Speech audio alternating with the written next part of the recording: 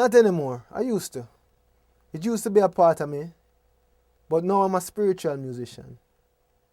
I think there has been enough political musicians, and I think everything that can be said has been said about political, social things, you know. And there's still some more to be said, but not much.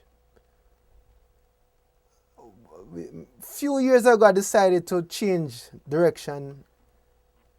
I was inspired to change direction just by searching and reading and trying to understand what's my purpose here on earth, you know, in this music business. I decided to focus more on the spiritual side of our lives, you know, in music. So that's why the last record was Love Is My Religion, you know. I think if I'm serious about affecting people with music, I have to affect people on a human to human level, not on a grand social idea or a political idea. It has to be a human being idea. So we are talking about what's inside of a human being. Each of us have to have some change within us. We can't change the political or the social system of the world unless we change inside of us as individuals. And that is the direction I am on now, which I call spiritual, you know. Love is my religion. That's, you know, and that's after years of research, you know what I'm saying? Years of research and years of thinking, and actually that song and that idea just came within in a flash of a second. You know, it was a conversation. You know, I had a lady working for me in my house, and I was like, you know, what type of religion are you? And she said she was Catholic, and then she asked me the same question. And like, you know, I'm not Catholic, I'm not Orthodox, I'm not, you know, and I wouldn't even say Rastafari either, you know, because that still divides people. I don't want to divide people, you know. So anything I say is something that must be so big and great that it encompasses everyone, and it's love, you know what I say. So that's how I put it, and I think that is the ultimate concept or idea that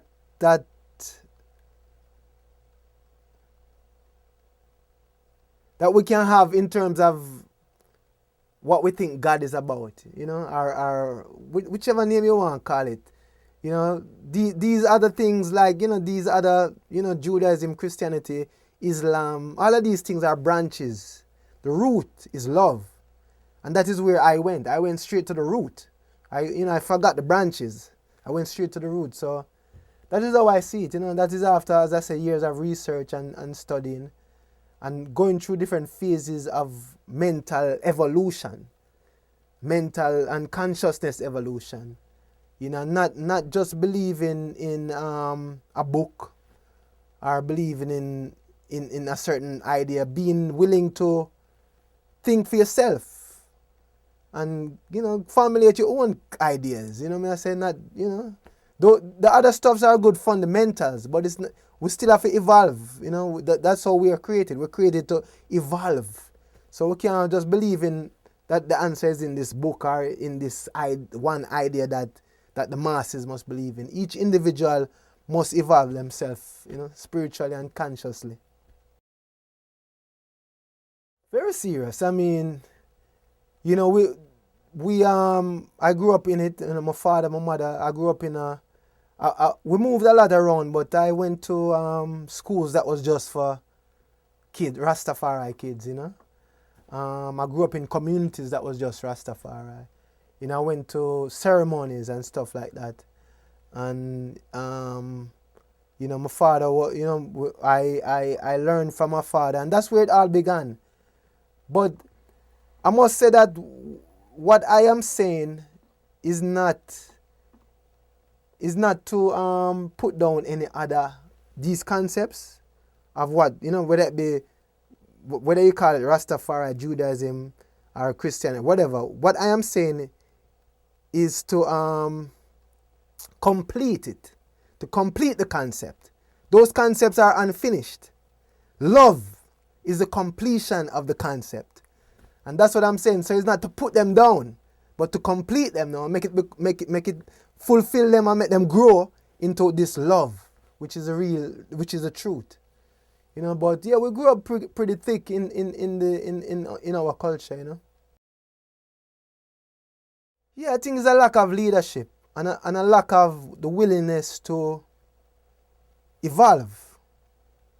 They're so used to keeping people within the constraints of the idea that has been the same idea for 1,000 years, that they believe that there's no room for change, there's no room to grow. And if we're talking about this idea of God, which is supposed to be infinite, then there's no way that there's no room to grow, because infinity is endless. So there must be more room to understand more and to evolve the way we think about this idea. So that is a lack of leadership in this world of religion and in this world of idea of God, where it is very stagnant.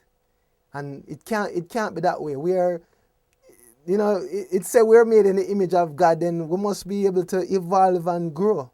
But I don't want to get too much into that.